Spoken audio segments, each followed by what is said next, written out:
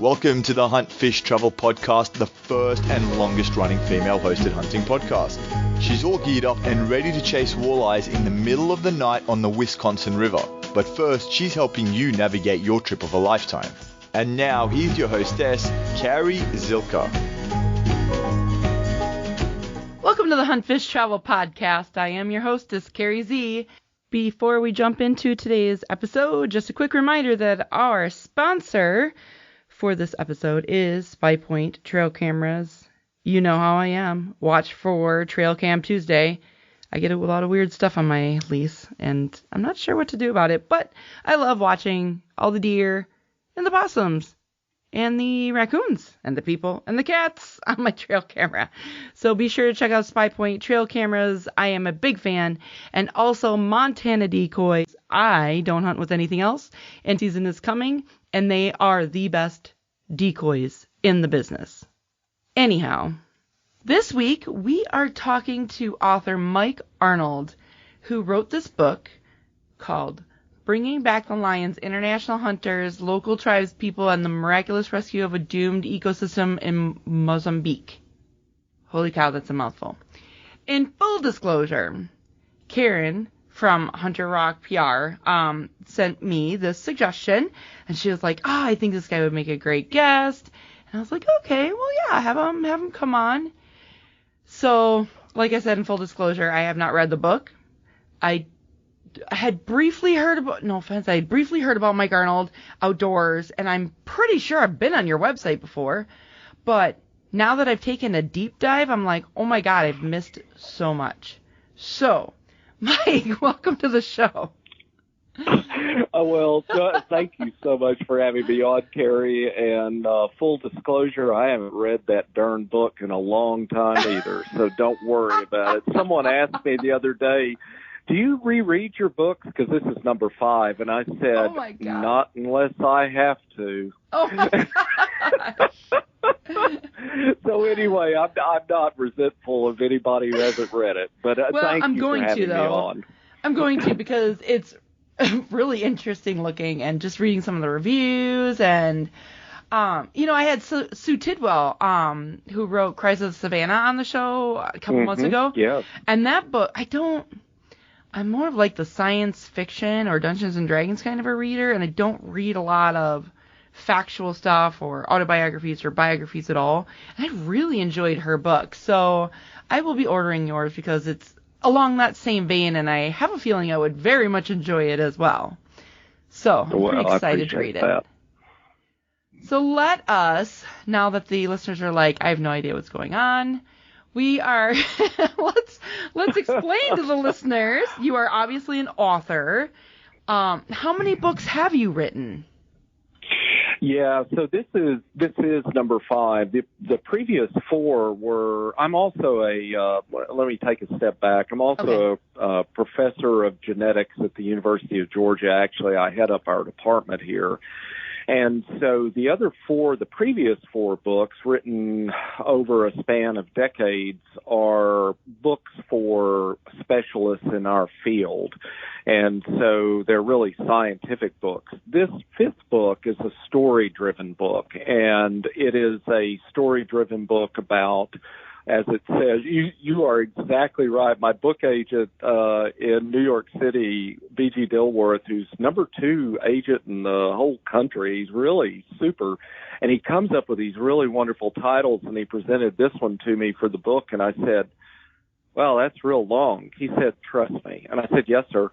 So anyway, but it is definitely a mouthful, but it's descriptive. But this 5th book it really combines my passion as a biologist and as a conservation biologist, but mostly as a hunter trying to explain to non-hunters why hunting has fueled ecosystem restoration and community improvement, human community improvement, and how that works, because it works the same way all over the world, including North America.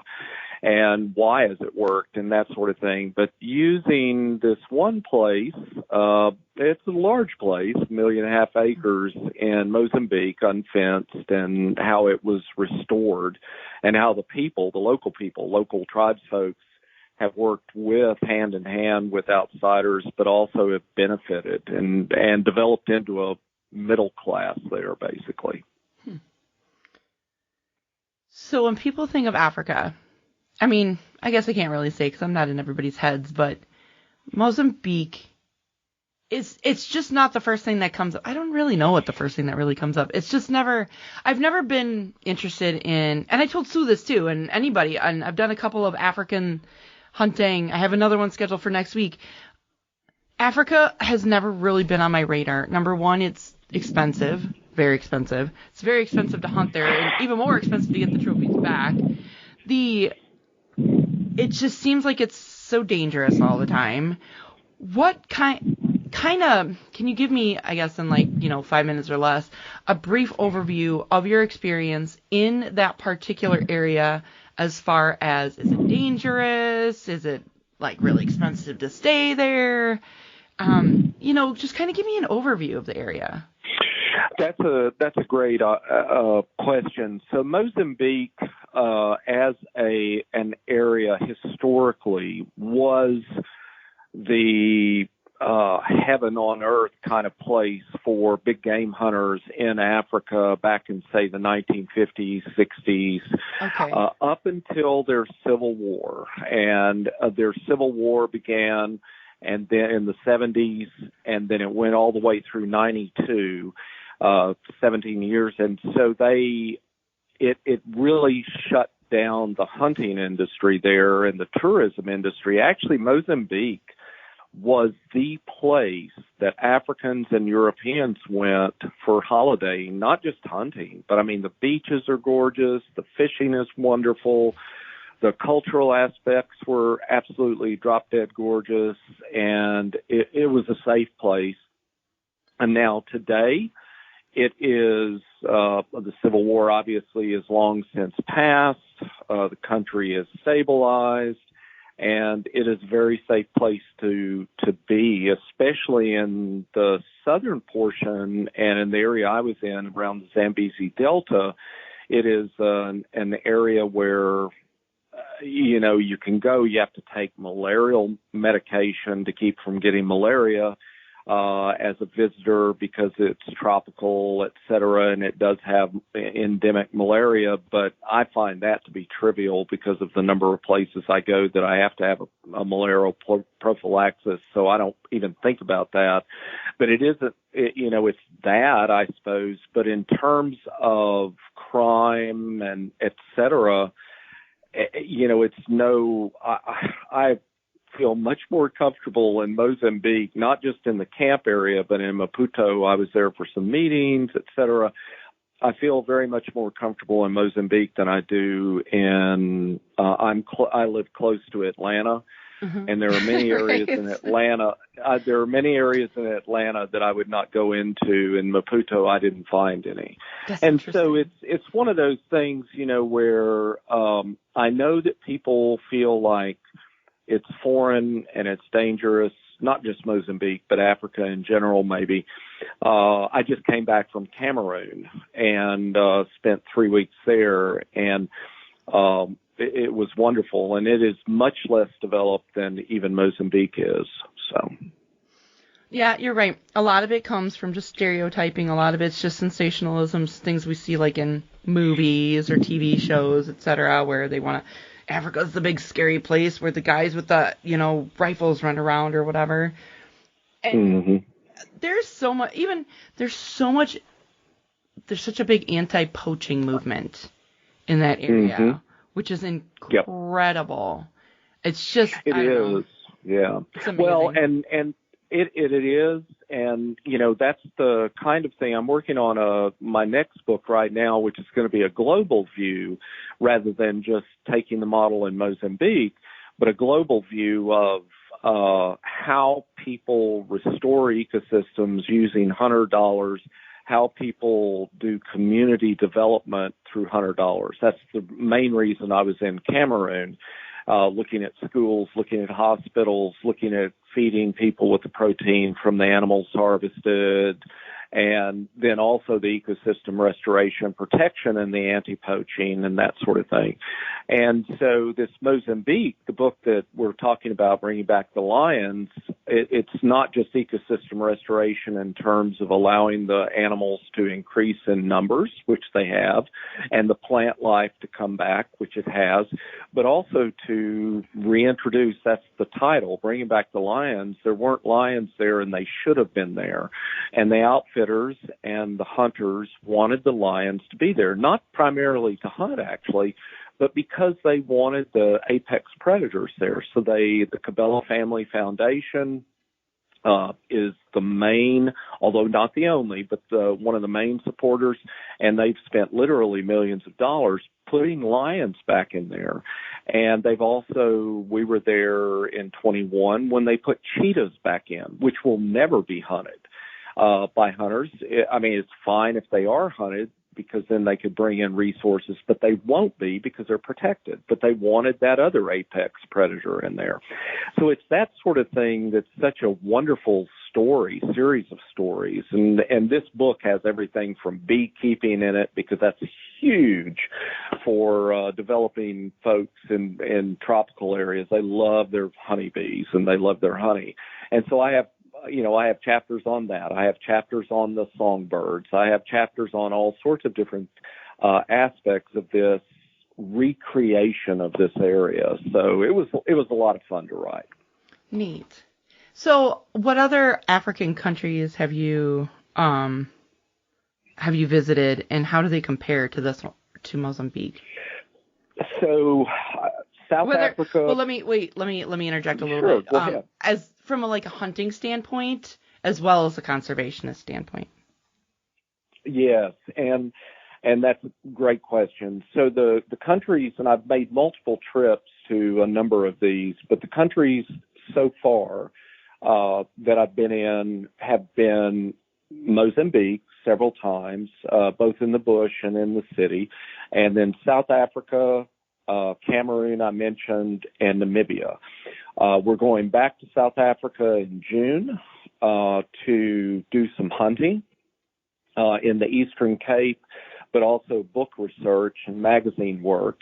And we're also in South Africa to do rhino darting. I mentioned I'm in the professor of genetics. They wanted me to come over, and they have black and white rhino, and they're going to be taking samples to do population control and trying to figure out where they might reintroduce them. So they need to know the genetics of the herds that they're looking at. So we'll be able to be involved while they're darting and help them take samples. And they don't need our help, to be perfectly honest, but it is going to be so neat to be around both white and black rhino and to be able to witness what these guys and gals are doing. So we'll do that, but we're also going back to Mozambique, to this area the book is about, because I've been asked to write a magazine article called The Cats of Catata 11. Catata is a hunting concession. Catata 11 is this particular hunting concession where they've reintroduced lions and cheetahs. And Sportafield wants an update. They want an update on, how is it going? How are the reintroductions going? And so we're going to fly back in and spend several days there and photograph cubs and things like that. So that'll be fun. That'll be a lot of fun as well. That's neat. Very neat.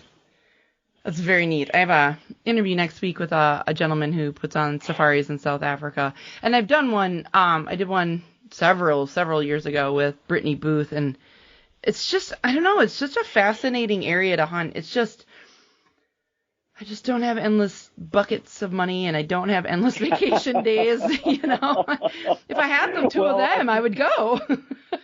Well, and see, I think one of the, and I am not going to be one of these people that says, it's less expensive than an elk hunt in no, it's not. the West. but it is on the surface, but in the sense that a really primo area, because I love elk hunting, really primo area for elk or something. And I'm not even talking about like a reservation situation, but a really primo elk place is going to cost you quite a bit of money. Okay, let's face it. Sure. And you get one animal, whereas you go to, say, South Africa or to Mozambique, and the baseline information and the baseline cost is less than that elk hunt. But you know, there are other expenses with, like you said, you know, getting your trophies back and that sort of thing, and the airfare, et cetera. Now, having said that, I can tell you that I have not met a person yet, and I'm sure they're out there, but I haven't met a person yet who's gone to Africa for a safari, wherever, and has not come back and said, or in the middle or at the very end of it, I've met them, say, on their safari over in Africa, who hasn't said, I'm going to be back. It just captures your soul. Sure. It is the most amazing place because you're out, and as you drive, it's not like a West Texas, I'm from West Texas, it's not like a West Texas whitetail ranch or something, which is really great. I love them, but you're going to see whitetails. In Africa, you know, in Katata 11, you're going to drive out and you're going to see 6 species of huntable game, and they're going to be in quality that you can hunt within the first, you know, 2 or 3 hours. And it just blows you away. It just absolutely blows you away that you're seeing this diversity, because it really is that cradle of diversity of so much. I'm a biologist, so I'm going to nerd out on them for a moment. But I mean, plant life, bird life, all this sort of stuff. It's just so amazing. It really is.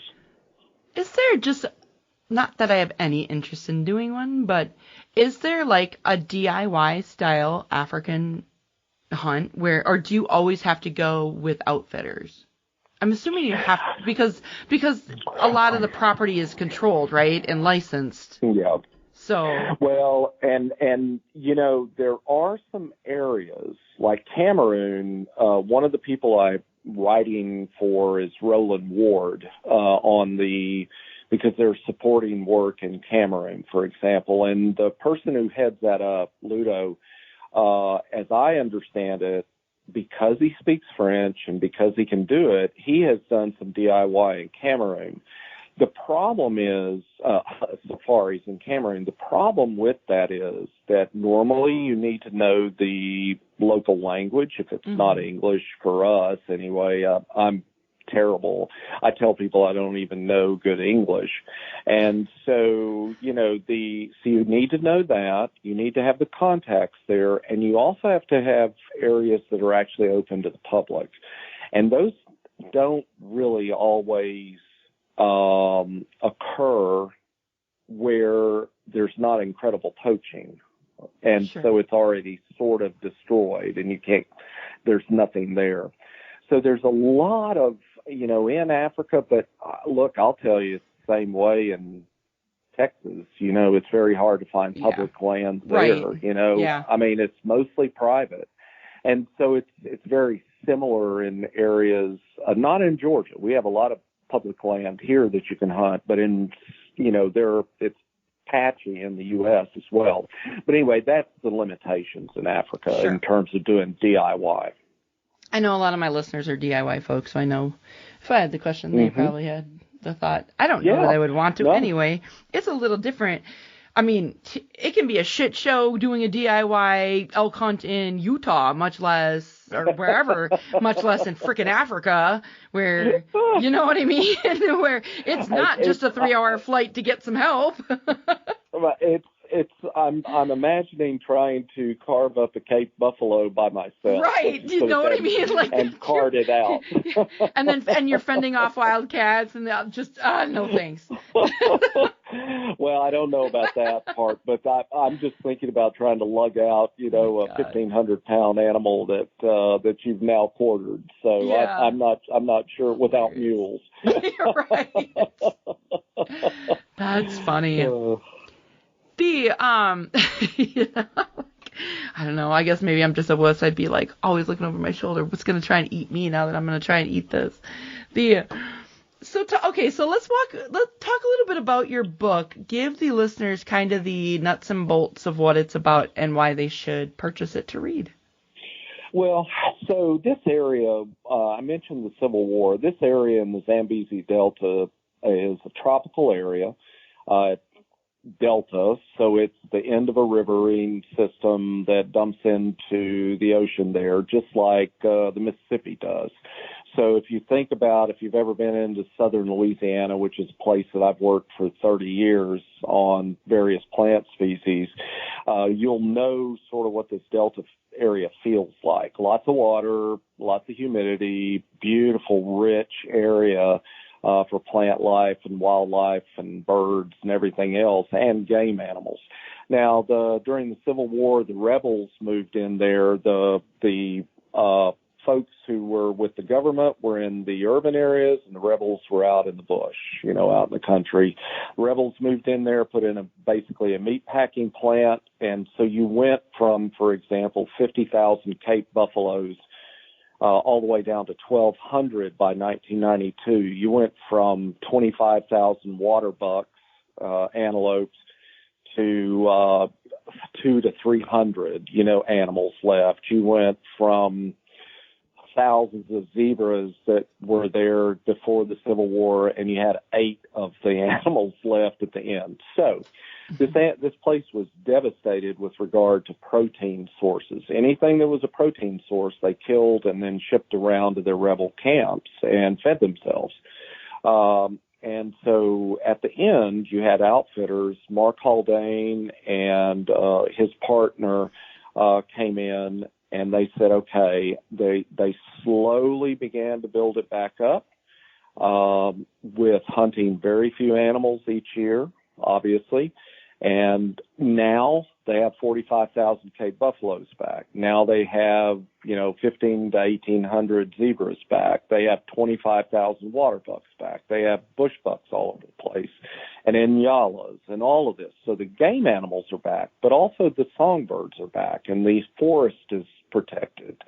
And all of this from wood poaching, quote unquote, from charcoal making and for heating homes and that sort of thing.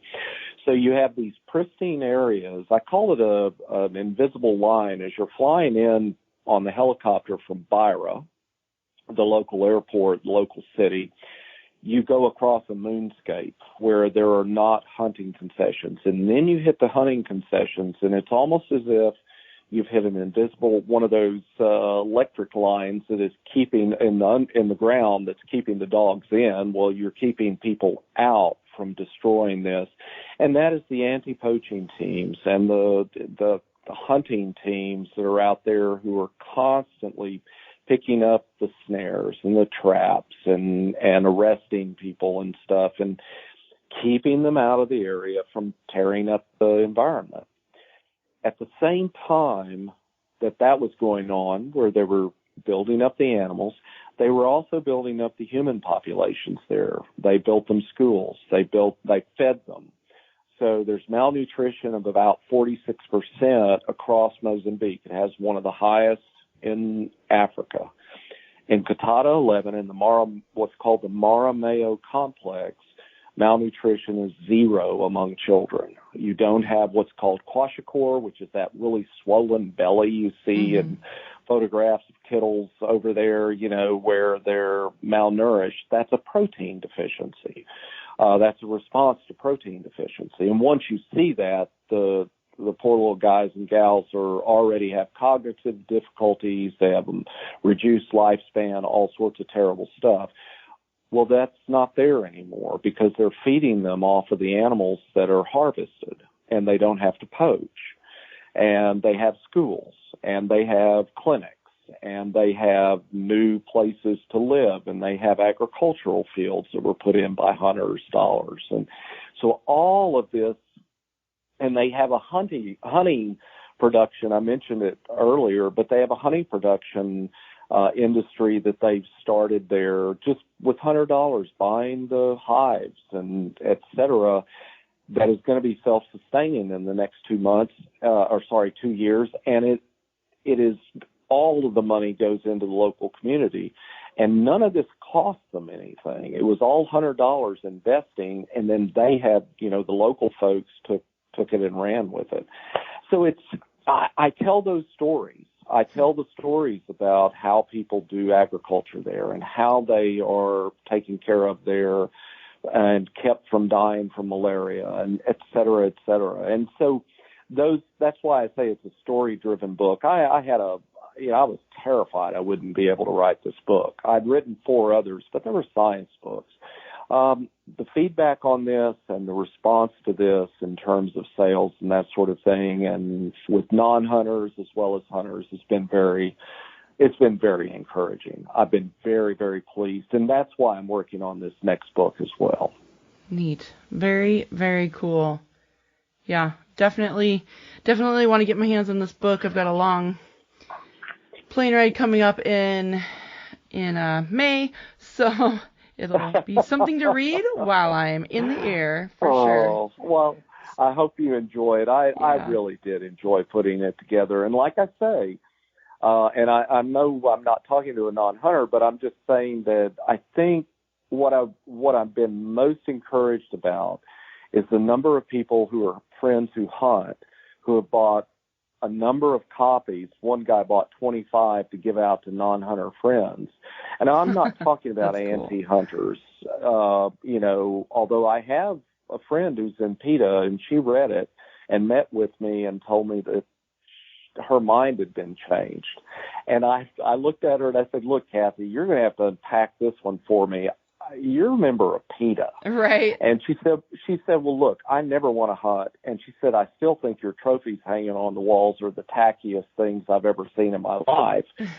And I don't understand why you take trophies. But she said, I never knew that hunting funded ecosystem renewal and community renewal. She said, I've never heard that on the news. And I said, Kathy, you'll never hear it on the news. Right. That's probably unlikely you're going to hear it on network news. But I said, so anyway, I do think that, a Sue's book is the same way. I really do think that there's a voice out there in these sorts of books that we can give to our non-hunting friends. They may not agree with us, but at least they can be educated if they're willing to read it. Right. And they're not going to be put off by, a lot of blood and guts per se, but I mean, they can read it and say, oh, okay, I never knew that. That's what we're hoping for. No, I 100% agree. I can't even tell you how many. I've done several interviews of like vegans and vegetarians who have turned hunters after they realize the conservation behind it. And it's not just, oh, you're just like wringing the necks of chickens in your backyard for the fun of it. It's, and I love that. You don't have to hunt. It's okay if you don't. Just like you didn't want to be a butcher. It's okay that you don't want to be a butcher in a slaughterhouse, but just eat the meat, whatever. Don't poo-poo people who do, It's all the same thing. Absolutely. So... Well, absolutely. I hope that a lot of people read this book and understand the conservation efforts behind all of it. It's just so fascinating. It really is. So. Well, I appreciate it. I hope you enjoy it and hope others do. I know that we've had great. Like I say, it's been very, very encouraging, the response that we've had from it, and I'm pleased. Awesome. Very, very cool. All right. Well, Mike, I appreciate you coming on the show and talking to us a little bit about your book and some of your experiences. Why don't you tell the listeners where they can find the book, where they can find other books that you've written, and where they can find out more about you? No problem at all. If they go to MikeArnoldOutdoors.com, that's the website, and if they do that, then they will, MikeArnoldOutdoors.com, just no spaces. There's a tab there for the book. They can also buy it on Amazon. They could buy it and, they can go to their local bookstore and order it, whatever they want to do. It's even over in South Africa because someone sent me a photo of it on a table in a bookstore. Hilarious. So I know it's in various places around the world. Actually, you can get it anywhere you are in the world, pretty much now because through Amazon. So MikeArnoldOutdoors.com, that is the website. It'll tell them about the magazine work I do as well. And there's a blog there, and they can sign up, et cetera, and get notices. Excellent. All right. Well, Mike, thank you again for coming on the show, for taking time out of your day and chatting with us a little bit. And I will let you know as soon as this goes live. Okay. Thank you so much, Carrie. Yeah, you have a great weekend. You too. Bye-bye.